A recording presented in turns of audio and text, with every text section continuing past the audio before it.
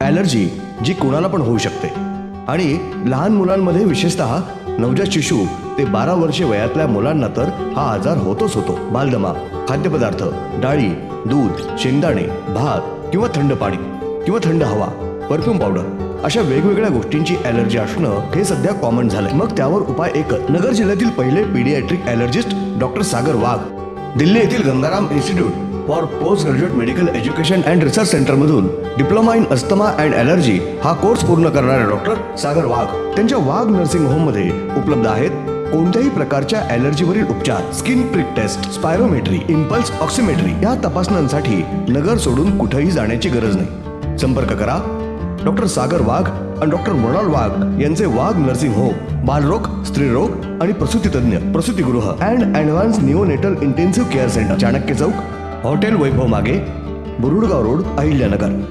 अहिल्यानगर जिल्ह्यातील पोखर्डी तालुका नगर येथे मनाला चटका लावून घेणारी घटना घडली आहे. पतंग उडविताना विहिरीत पडून 2 लहान मुलांचा मृत्यू झाला. ही घटना शुक्रवार दिनांक 27 डिसेंबर रोजी सायंकाळी 5:30 वाजेच्या सुमारास घडली. याबाबत MIDC पोलीस ठाण्यात अकस्मात मृत्यूची नोंद करण्यात आली आहे. अनिकेत रत्नदी बल्लाट वय 12, दिनेश विशाल देठे वय 9 दोघे राहणार पोखर्डी तालुका जिल्हा अहिल्यानगर अशी मयत मुलांची नावे आहेत. पोखर्डी शिवारातील दर्याबाई परिसरात अनिकेत व दिनेश हे दोघे पतंग उडवीत असताना पतंग विहिरीत पडला. तो पकडण्यासाठी पळाले असता एक जण विहिरीत पडला.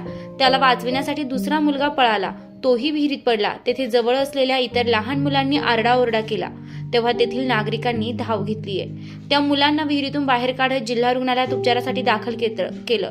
मात्र तेथील वैद्यकीय अधिकारी यांनी उपचारापूर्वी त्यांना मयत घोषित केलंय. याबाबत MIDC पोलीस ठाण्यात अकस्मात मृत्यूची नोंद करण्यात आली आहे. प्रतिनिधी दीपक कासवा, अहिल्यानगर.